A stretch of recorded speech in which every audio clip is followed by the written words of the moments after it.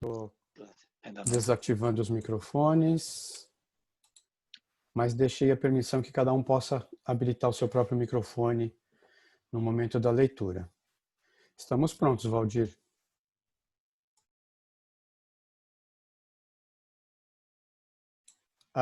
Valdir, Habilitei. habilitou, ok.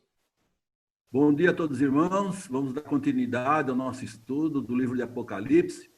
No domingo passado, nós interrompemos no capítulo 5, a partir do versículo 5. Nós começamos a falar sobre o leão de Judá, né?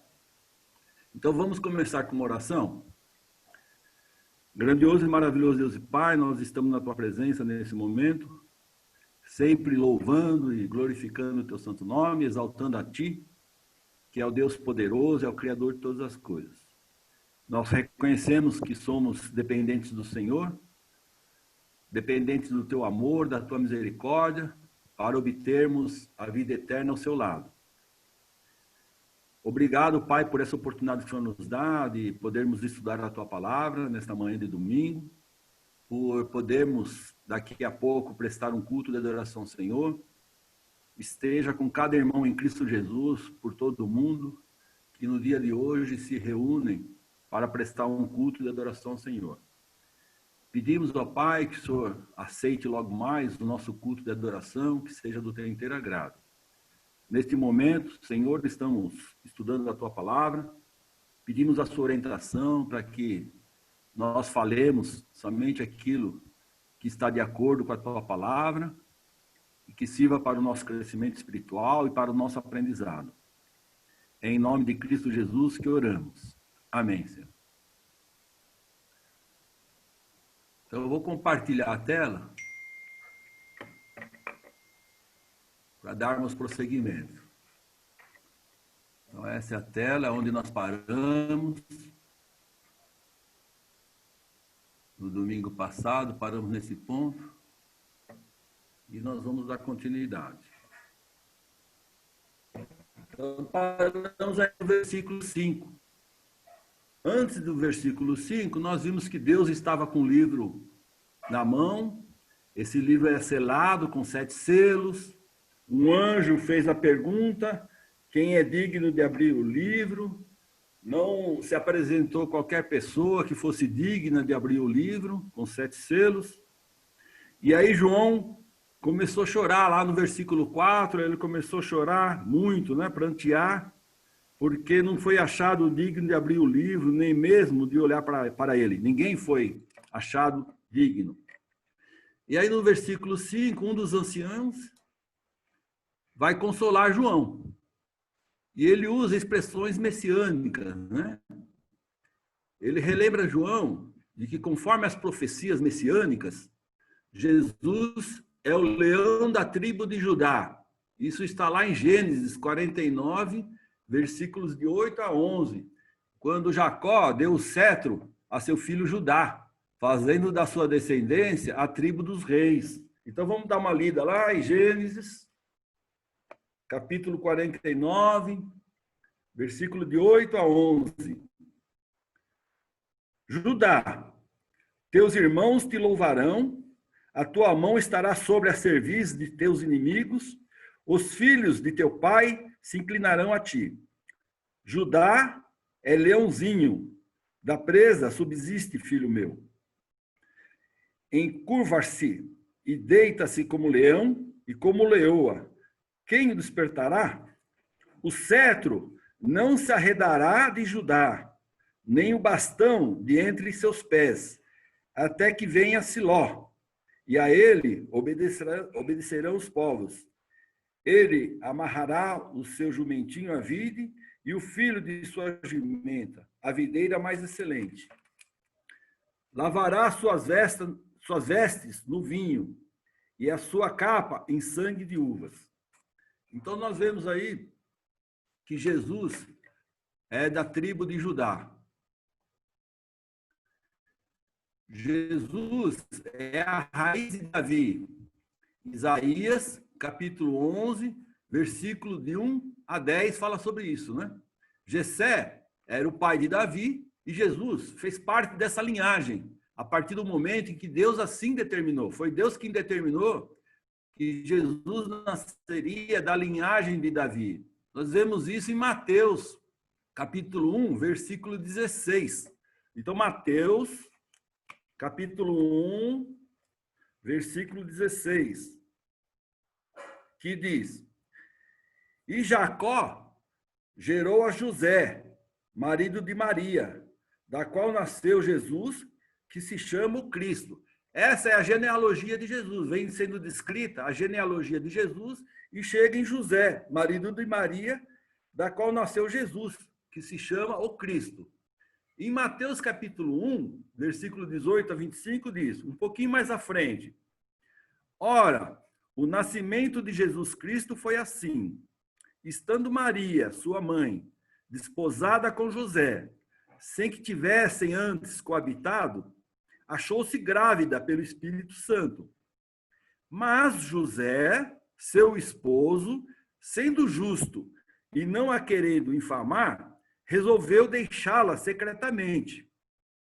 Enquanto ponderava nestas coisas, eis que lhe apareceu em sonho um anjo do Senhor, dizendo: José, filho de Davi, não temas receber Maria, tua mulher, porque o que nela é gerado é do Espírito Santo. Ela dará à luz um filho e lhe porás o nome de Jesus, porque ele salvará o seu povo dos pecados deles. Ora, tudo isto aconteceu para que se cumprisse o que fora dito pelo Senhor, por intermédio do profeta. Eis que a virgem conceberá e dará à luz um filho, e ele será chamado pelo nome de Emanuel, que quer dizer Deus conosco. Despertado José do sono, fez como lhe ordenara o anjo do Senhor, e recebeu sua mulher. Contudo, não a conheceu, enquanto ela não deu à luz um filho, a quem pôs o nome de Jesus. Então, nós vemos aí que, pela providência divina, Jesus nasceu da linhagem de Davi, da mesma linhagem de Davi. Foi do propósito de Deus para se cumprisse a profecia. Deixa claro que Jesus venceu, e isso o capacita a abrir o livro e os seus 7 selos. Então, nós vimos também, né, no domingo passado, que os soldados romanos, os religiosos judeus e Satanás acreditavam que eles é que eram vencedores. E, por isso, escarneciam Jesus, mesmo durante a crucificação. Eu vou pedir para o Carlos abrir o microfone dele e fazer a leitura em Lucas, capítulo 23, versículos 35 a 37, que fala sobre isso. Vamos lá, Carlos. Tudo bem? Vou ler aqui. Lucas 23, 35 a 37. 35 a 37, correto? Lucas, né? Lucas 23, tá bom. E o povo estava olhando, e também os príncipes zombavam dele, dizendo: aos outros salvou, salve-se a si mesmo, se és o Cristo, o escolhido de Deus. E também os soldados o escarneciam, chegando-se a ele e apresentando-lhe vinagre, e dizendo: se tu és o Cristo dos judeus, salva-te a ti mesmo. Obrigado. Então, nós vemos aí que, mesmo durante a crucificação, Jesus estava sendo ridicularizado, escarnecido pelos soldados, pelos religiosos, e todos eles, indiretamente, estavam sendo utilizados por Satanás. Lembra? Eles estavam fazendo de tal maneira que Jesus estava sendo tentado. Mesmo durante a crucificação, Jesus estava sendo tentado a mostrar para eles que era o Filho de Deus. Se Jesus fizesse isso, o propósito de Deus não se consumaria, concorda? Ele desceria da cruz e falaria: eu sou o Filho de Deus, tá vendo? Eu sou o Filho de Deus. Só que este não era o propósito de Deus. O propósito é que Jesus fosse crucificado, morresse e ressuscitasse. Então, de certa forma, essas pessoas que ridicularizavam Jesus estavam sendo utilizadas por Satanás para ver se conseguia tirar Jesus do propósito de Deus. Porém, quando Jesus disse, está consumado, inclinando a cabeça, rendeu seu espírito, tudo estava concluído, né? Então, quando Jesus falou essas palavras, tudo se concluiu. Ele materializou o plano de salvação para a humanidade com a sua morte e confirmou o que disse a seus discípulos: no mundo passais por aflições, mas tende bom ânimo. Eu venci o mundo. Isso está lá em João, capítulo 16, versículo 33, quando Jesus falou para os seus discípulos que eles passariam por aflições, por tribulações, mas que poderiam ficar firmes, tenham um bom ânimo, né? Porque ele venceu o mundo. Venceu também a morte. Nós vamos ler isso em João, capítulo 20, versículos de 1 a 10. Vou pedir para a Edna fazer essa leitura para nós. Pode abrir o seu microfone e ler João, capítulo 20, versículos de 1 a 10. João 20.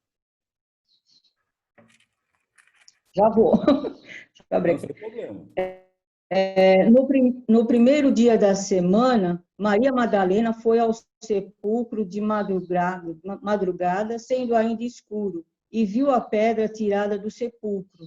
Correu, pois, e foi a Simão Pedro e ao outro discípulo, a quem Jesus amava, e disse-lhes: levaram o Senhor do sepulcro e não sabemos onde o puseram. Então Pedro saiu com o outro discípulo e foram ao sepulcro. Os dois corriam juntos, mas o outro discípulo correu mais apressadamente do que Pedro e chegou primeiro ao sepulcro. E abaixando-se viu no chão os lençóis, todavia não entrou.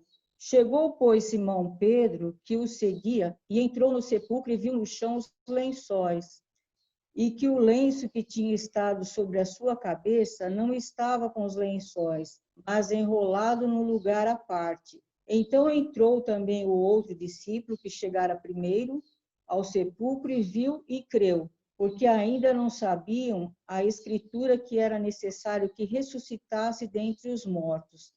Tornaram, pois, os discípulos para casa. Amém. Então, nós vemos nessa descrição de João que Jesus ressuscitou, vencendo a morte. Num primeiro momento, os discípulos não haviam entendido ainda sobre esse fato da ressurreição, mas agora eles viram que Jesus não estava mais no sepulcro. Através da descrição do ancião, provavelmente João, naquele momento, formou na sua mente uma certa figura. Ele não tinha tido a visão ainda do que viria depois, mas ele deve ter formado na cabeça uma certa figura, uma certa imagem. Provavelmente, ele pensou que viria um leão imponente, forte, ou então um rei majestoso, impositivo, pronto para massacrar os inimigos do reino. Então, na mente dele, deve ter sido formada uma certa imagem nesse sentido. Alguém poderoso, leão da tribo de Judá, a raiz de Davi, né, que venceu e é digno de abrir o livro.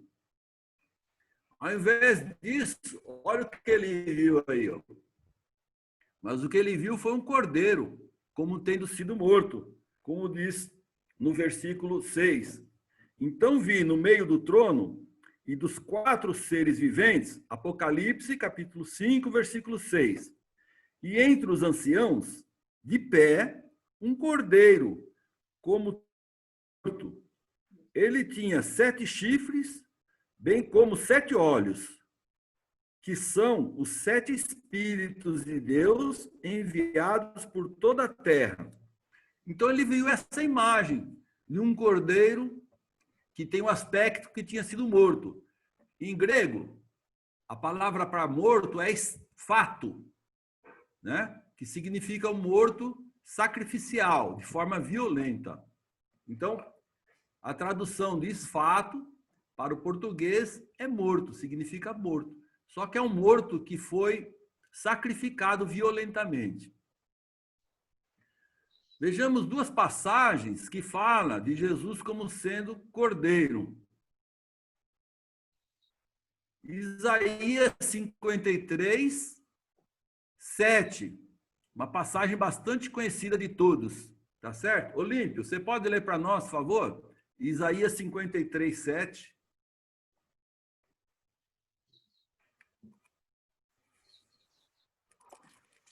Isaías 53, 7. Cordeiro levado ao matadouro. Eita. Peraí, caiu aqui. Tudo bem.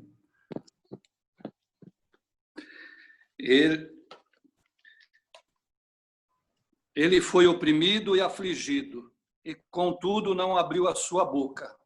Como um cordeiro foi levado para o matadouro, e como uma ovelha que diante dos seus tosqueadores fica calada. Ele não abriu a boca. Muito obrigado. E também João, capítulo 1, versículo 29. Pode ler também para mim, Olímpio. Aproveita a ler. Ele é classificado como o Cordeiro de Deus que tira o pecado do mundo. João, capítulo 1, versículo 29. Só precisa abrir o microfone de novo, Olímpio. Foi João Batista quem profetizou. Ok, tá bem. No dia seguinte, João viu Jesus aproximando e disse: Vejam, é o Cordeiro de Deus que tira o pecado do mundo. Então, nós vemos nessas duas passagens Jesus sendo comparado a um cordeiro que tira o pecado do mundo. Porque se nós lembrarmos, voltarmos lá no Antigo Testamento, nós sabemos, né, que o cordeiro sem mácula era oferecido em sacrifício para a remissão de pecados. Tá? Isso o sumo sacerdote faziam para expiação de pecados, o sangue de um cordeiro sem mancha, sem defeito, imaculado. Então Jesus é comparado a esse cordeiro perfeito que tira o pecado do mundo. Olhando para a figura de um cordeiro manso, misericordioso, somos lembrados do que o Senhor nos diz. Porque os meus pensamentos não são os vossos pensamentos, nem os vossos caminhos, os meus caminhos, diz o Senhor. Então, o que significa isso, irmãos? O plano de Deus é diferente do nosso plano. O pensamento de Deus é diferente dos nossos pensamentos. Ninguém jamais imaginaria que uma pessoa sacrificada na cruz seria o Salvador. Os judeus nunca esperariam isso. Um rei sendo crucificado para ser o rei de Israel. Não é isso que eles esperavam. Eles esperavam um rei poderoso, material, que transformasse Israel num povo dominador da humanidade. Um reino poderoso para dominar toda a humanidade. Então, o plano de Deus, nós muitas vezes não conseguimos entender, assim como os israelitas não entenderam naquela época. Podemos pensar que um punho cerrado é o que nós necessitamos. Nós queremos alguém poderoso, vigoroso, que puna o ímpio. Mas Deus quer que saibamos que a mão traspassada é que obterá a vitória. Então, aqui em Apocalipse, vem mostrando que esse cordeiro, que no primeiro momento nos se apresenta, né, manso, misericordioso, é esse que vai obter a vitória. Não é aquilo que os judeus esperavam, um rei físico, material, voltado a dominar os outros povos. Na nossa luta diária contra o pecado, nós podemos preferir um leão feroz que ataca os outros. Mas Deus nos deu o cordeiro sacrificado, que leva sobre si os pecados de todos nós. Então, Deus não dá um leão agressivo, mas nos enviou um cordeiro misericordioso. E esse é perdoador. Somos lembrados nesse versículo que Jesus, o cordeiro, tem uma ligação direta com o Pai. Por quê? Nós vemos que ele está no centro do trono e cercado por todos. Então aí diz, ó, no versículo 6, então vi no meio do trono e dos 4 seres viventes e entre os anciãos de pé um cordeiro, como tendo sido morto.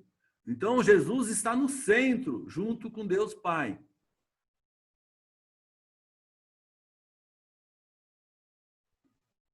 Versículo 6b. A descrição da figura do cordeiro nos mostra que ele é poderoso. Então ele é manso, misericordioso, mas logo em seguida mostra que ele é poderoso. Ó. Ele tinha 7 chifres, bem como 7 olhos, que são os 7 Espíritos de Deus enviados por toda a terra. Lembra do número 7? O número da perfeição? Então, tem 7 chifres perfeitos, significando a onipotência do cordeiro. Chifres é um símbolo de força. Né? Está lá em Deuteronômio 33, 17. Se quiserem anotar, Deuteronômio 36, 17 nos mostra que chifre é um símbolo de força. E Jesus tem 7 chifres. Tem 7 olhos. Então diz também que ele tem 7 olhos. Mostra que ele vê tudo. É onisciente. Segundo Crônicas, capítulo 16, versículo 9. Vou escolher um de vocês para fazer a leitura. Pode ser, Sandra? A Sandra está aí. Abre o seu microfone, Sandra Domingues, e faz a leitura para nós, segundo Crônicas, capítulo 16, versículo 9. Só achar aqui, tá? Pode achar. Perdi onde é Crônicas. Segundo Crônicas. Na minha Bíblia aqui está na página 486, 486 na minha Bíblia aqui. Deve sair por perto. Depende do número da letra. A minha letra grande? Já cheguei. Tá bom. Segunda Crônicas 16, 9. Porque quanto ao Senhor, seus olhos passam por toda a terra para mostrar-se forte para com aqueles cujo coração é totalmente dele. Nisto procedeste loucamente, por isso, desde agora, haverás guerras contra ti. Muito bem. Então, nós vemos aí Asa sendo repreendido por Anani, um profeta Anani, que diz que Asa se associou ao rei da Síria. Tá certo? Não confiou em Deus, porque o rei da Síria iria atacar Israel, ele não confiou em Deus e se associou. Então, Anani está dizendo para ele, porque quanto ao Senhor, seus olhos passam por toda a terra, para mostrar-se forte para com aqueles cujo coração é totalmente dele, quem confia no Senhor. Nisto procedesse loucamente. Então ele está falando para Asa, você procedeu loucamente. Por isso, desde agora haverá guerras contra ti. Porque Asa não confiou plenamente no Senhor. Então fica claro que os olhos do Senhor vê tudo, passa por toda a terra. Por isso que tem 7 olhos aqui quando nós vemos o cordeiro em Apocalipse, capítulo 5, versículo 6, segunda parte do capítulo 6. Né? Tem 7 chifres, bem como 7 olhos. Tem força, é um cordeiro forte, é um cordeiro que vê tudo. E diz também que são 7 Espíritos de Deus enviados a toda a terra. Sugere que ele é onipresente. Deus, Jesus, é onipresente em nossa vida. Esta visão do Cordeiro nos mostra que Jesus já havia estado na terra, morrido, ressuscitado e estava de volta ao céu. Então, nós vemos claramente a época em que o livro de Apocalipse foi escrito. Jesus já estava na Terra durante o período, passou na Terra por um período, morreu, ressuscitou e agora estava de volta no céu.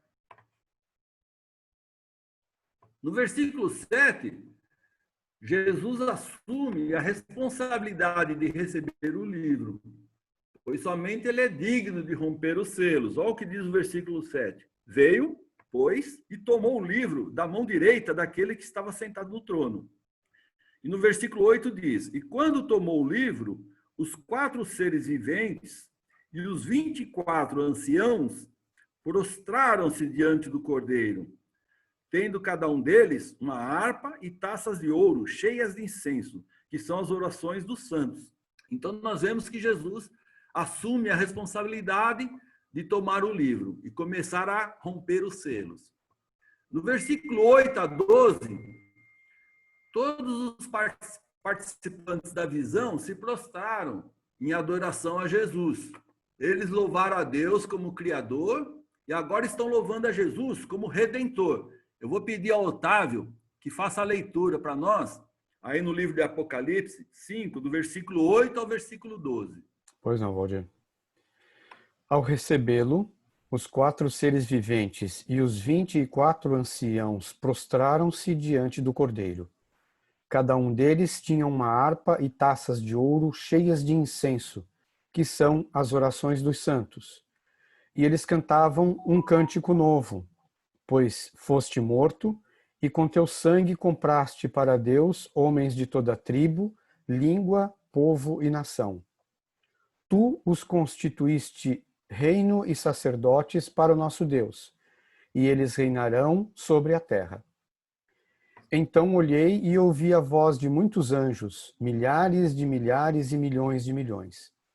Eles rodeavam o trono, bem como os seres viventes e os anciãos, e cantavam em alta voz: digno é o Cordeiro que foi morto de receber poder, riqueza, sabedoria, força, honra, glória e louvor.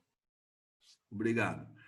Então, nós vemos aí que os anciãos, né, entoavam um cântico novo, um cântico que nunca havia sido cantado antes, tá certo? Porque só pôde ser cantado agora, depois que Jesus ressuscitou e estava ao lado de Deus Pai. Podemos ver que o cântico era novo, não é certo? Porque só pôde ser cantado após a morte e ressurreição de Jesus. Por isso que diz no versículo 9, e entoavam novo cântico. O cântico deixa claro quais são os motivos do louvor. Se nós acompanharmos passo a passo esse cântico, nós vamos ver os motivos do louvor. Primeiro motivo, Jesus comprou com sangue a nossa redenção. Então está bem claro aí, ó. Entoando novo cântico, dizendo: digno és de tomar o livro e de abrir-lhes os selos, porque foste morto e com teu sangue compraste para Deus os que procedem de toda a tribo, língua, povo e nação. Atos, capítulo 20, versículo 28, fala sobre isso. 1 Coríntios, capítulo 6, 19 e 20 também. E 1 Coríntios, capítulo 7, versículo 23. Eu vou pedir para a Márcia Mazetti que leia para nós Atos, capítulo 20, versículo 28. Pode abrir aí, Márcia.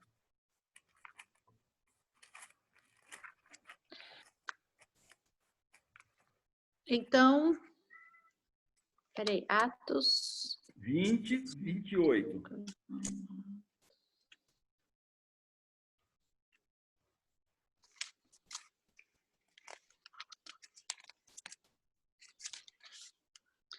Atos 20, 28. Cuidem de vocês mesmos e de todo o rebanho que o Espírito Santo entregou aos seus cuidados, como pastores da Igreja de Deus, que ele comprou por meio do sangue do seu próprio Filho. Obrigado. Então, Paulo, orientando os presbíteros da igreja de Éfeso, falou para eles: cuidem de vocês mesmos e cuidem do rebanho que Jesus Cristo comprou com seu próprio sangue. Então, esse é um dos motivos do cântico que os anciãos e os 4 seres viventes e todos estavam entoando. O segundo motivo é: Jesus comprou para Deus os que procedem de toda a tribo, ou seja, cada grupo familiar, toda a língua, cada grupo linguístico, todo o povo, cada grupo social, toda a nação, cada grupo étnico. Ou seja, Jesus morreu por toda a humanidade. Segundo Coríntios, capítulo 5, versículo 15. Priscila Galigali, você lê para mim, por favor? Segundo Coríntios, capítulo 5, versículo 15. 5, 15.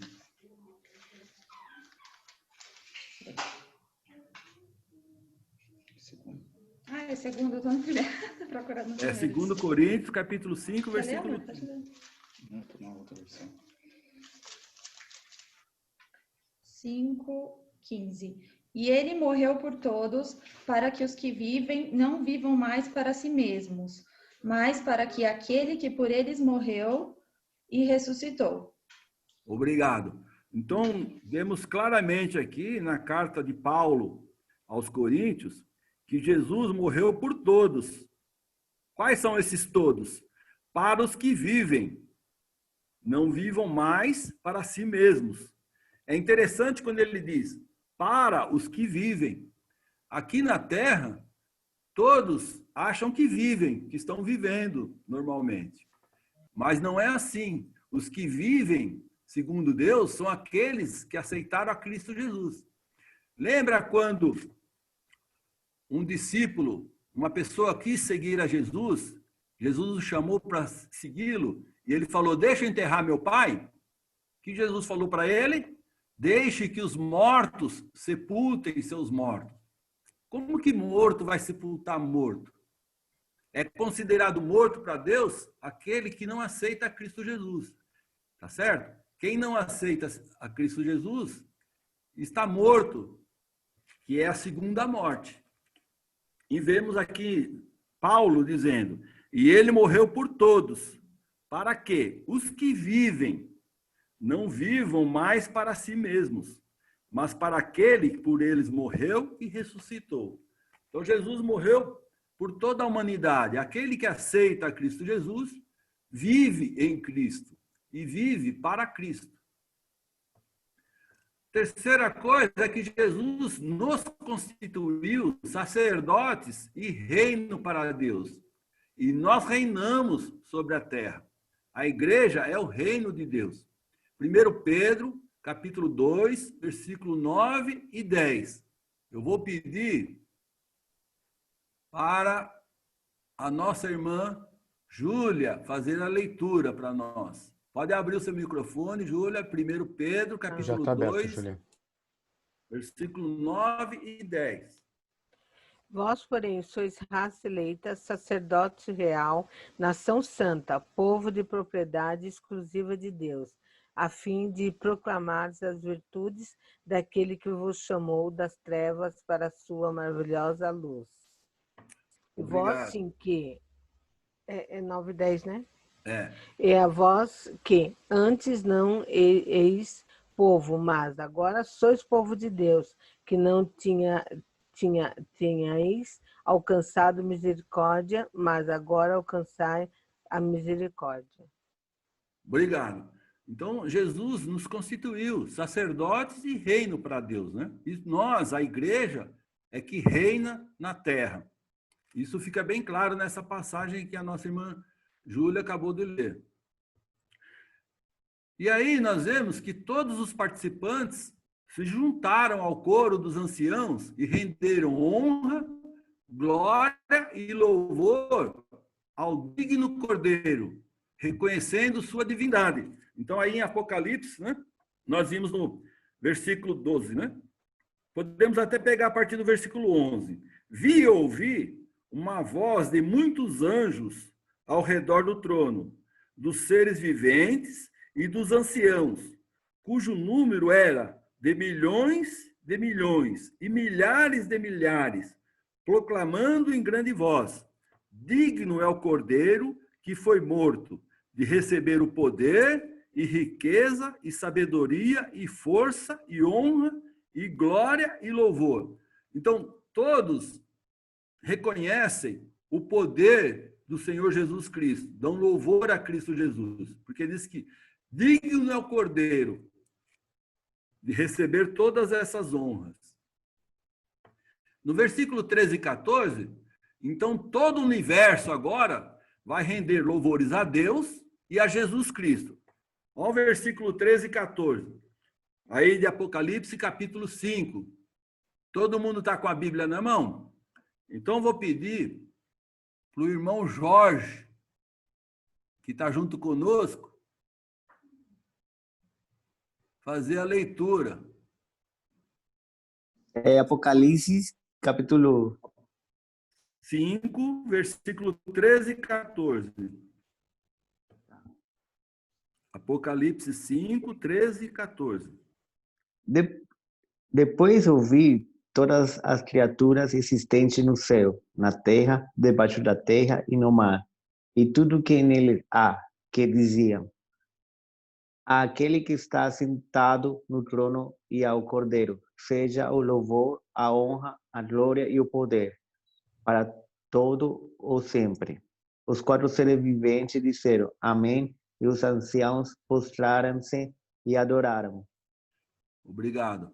Nós vemos aí que toda a humanidade, todo o universo rende glória e honra a Deus e a Cristo Jesus, né?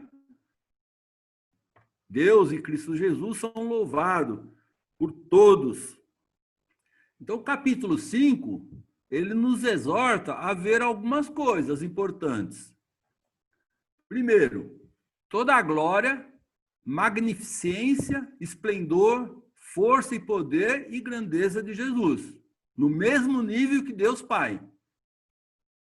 Que somente o Cordeiro Jesus é digno para nos resgatar da escravidão do pecado. Isso que nos mostra aí o capítulo 5, né? Quando Deus se mostrou com o livro selado na mão, somente Jesus tem condições de abrir e pegar o livro. Ficou bem claro para todos nós isso daí, né?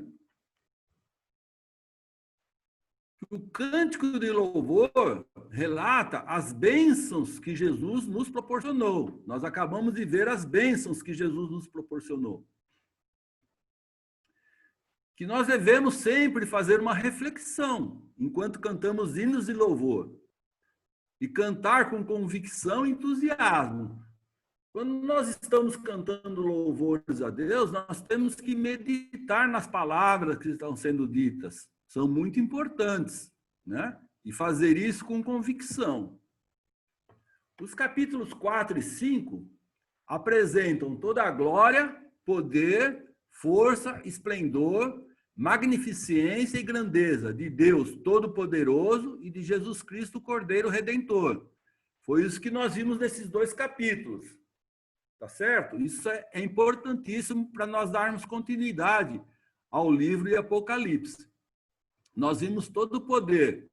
Nós vimos, logo no início de Apocalipse, que Jesus faz uma vistoria no meio da igreja, ele está no meio da igreja. Agora nos é mostrado o poder de Deus e o poder de Cristo Jesus. E com um cântico de louvor ecoando nos ouvidos, né? João pôde permanecer confiante.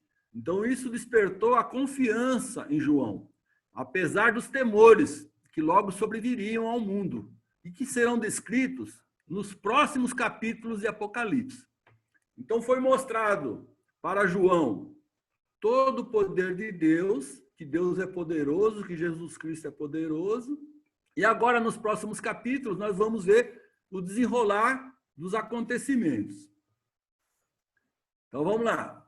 A terceira parte que nós vamos estudar agora são os 7 selos e o ressoar das 7 trombetas.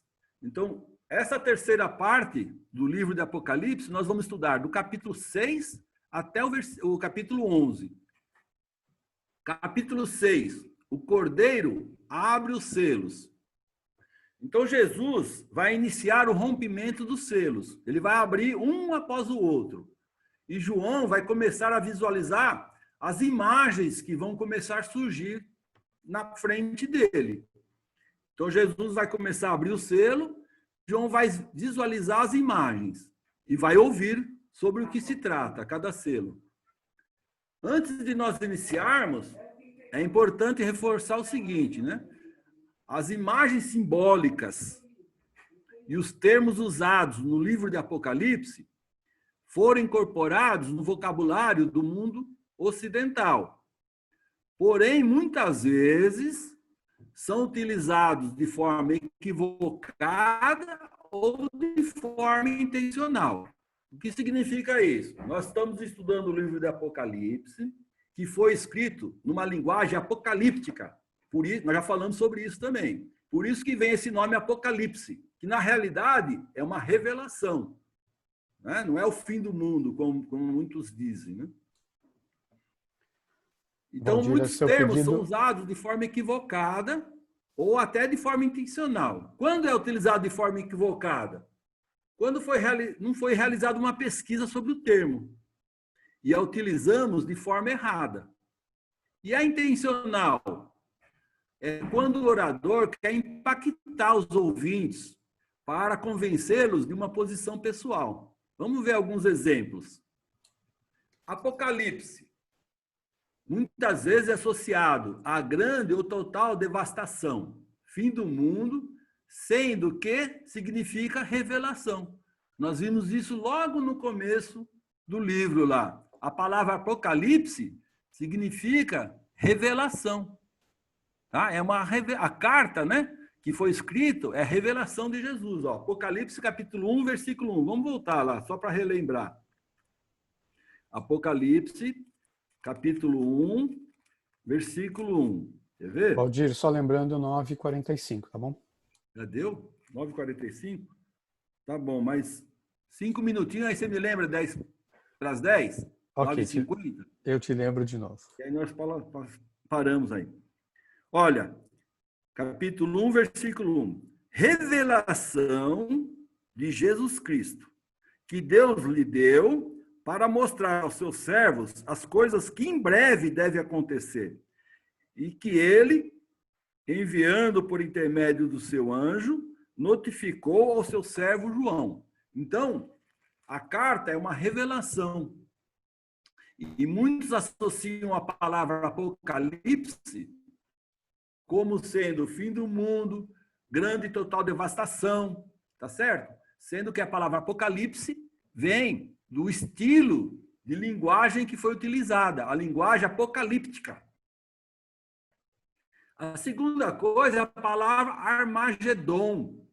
Muitos associam a um conflito mundial catastrófico, a palavra Armagedon, sendo que em hebraico significa monte ou região montanhosa de Megido, onde na planície de Megido, vale de Zesreel, ou Esdraelon, Israel travou muitas batalhas.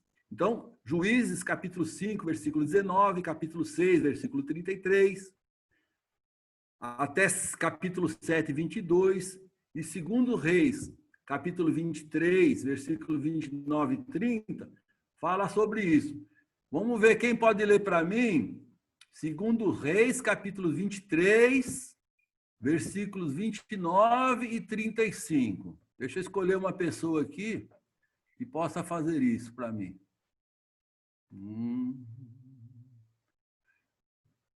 Adilson, Você está podendo falar?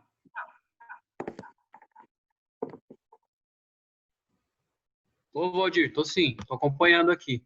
Você pode ler para mim, segundo os Reis, capítulo 23, versículo 29 e 30? Sim, posso ler sim. Então, Um minutinho, vai lá. deixa eu... Localiza Segundo aí Reis. para nós. Capítulo 23, versos 29 29 e 30. e 30. Vamos lá. Deixa eu... Nos seus dias, subiu o faraó Neco, rei do Egito, contra o rei da Assíria, ao rio Eufrates. E o rei Josias lhe foi ao encontro, e vendo ele, o matou em Megido. E seus servos, num carro, o levaram morto, de Megido, e o trouxeram a Jerusalém, e o sepultaram na sua sepultura. E o povo da terra tomou a Joacás, filho de Josias, e ungiram-no e fizeram-no rei em lugar de seu pai. Então, Armagedon, né? Ela é uma palavra hebraica que significa monte ou região montanhosa de Megido, onde nesta planície, na planície de Megido, Israel travou várias batalhas. Se nós lermos Juízes, capítulo 5, versículo 19, capítulo 6, versículo 33, até capítulo 7, versículo 22, nós vamos ver que Armagedon está associado a essa região. E muitos dizem que é um conflito mundial catastrófico que vai acontecer. Armagedon é mencionado também no capítulo 16, versículo 16 de Apocalipse. Vamos ler Apocalipse 16, versículo 16. 9:50, Valdir. Tá, ok. Vamos ler só esse versículo, então. Então, os ajuntaram no lugar em que hebraico se chama Armagedon. Então, foi nessa planície de Megido. Tá certo? Então, nesse capítulo 16, versículo 16 de Apocalipse, nós vemos a preparação para a batalha definitiva de Jesus contra a primeira besta e a segunda besta, que vai ser relatada lá no capítulo 19, de 11 a 21. Nós vamos ver isso a partir do próximo domingo. Vamos dar prosseguimento a partir desse ponto. Tudo bem? Nós vamos encerrando por hoje. Eu vou pedir para o irmão Walter encerrar com uma oração para nós, por favor. Vamos orar. Nosso Deus, nosso Pai eterno, agradecemos, Pai, por mais esse estudo da sua palavra, pela oportunidade que temos de rever e aprender sobre a grandiosidade do Senhor, sobre o seu poder, a sua glória, a sua majestade, que é revelada nesse livro. Agradecemos, Pai, por essa revelação e que cada vez possamos conhecer mais e não sermos enganados por falsos ensinamentos. Ajuda-nos, Pai, a conhecer a verdade. E agradecemos também pelo nosso professor, o Valdir, que o Senhor lhe dê sabedoria para continuar nos abençoando com esses conhecimentos. Fica conosco e aceita também, Pai, o culto que vamos oferecer logo em seguida. Oramos e agradecemos em nome de Jesus Cristo. Amém. Amém. Amém. Antes de encerrar, eu agradeço a participação de todos os irmãos. É muito importante a participação de cada um. Muito obrigado. E durante o nosso estudo, se algum irmão tiver alguma pergunta, eu sempre repito isso. Pode abrir o microfone e fazer a pergunta. Se eu souber responder, eu respondo na hora. Ou eu vou pegar a ajuda de algum outro irmão, ou vou pesquisar depois para trazer a resposta no próximo domingo. Então, fique à vontade de fazer algum comentário, perguntar alguma coisa, tá bom? Muito obrigado pela participação de todos aí. Eu vou também agradecer a todos que estão no Facebook. Hoje tem muita gente, não vai dar para citar todo mundo. Mas agradecendo a todos. No próximo domingo, às 9h, estaremos de volta aqui para mais um estudo a partir do capítulo 6 de Apocalipse. Um bom dia, bom domingo a todos. E a seguir estaremos com o nosso culto, em aproximadamente 10 minutos. Bom dia.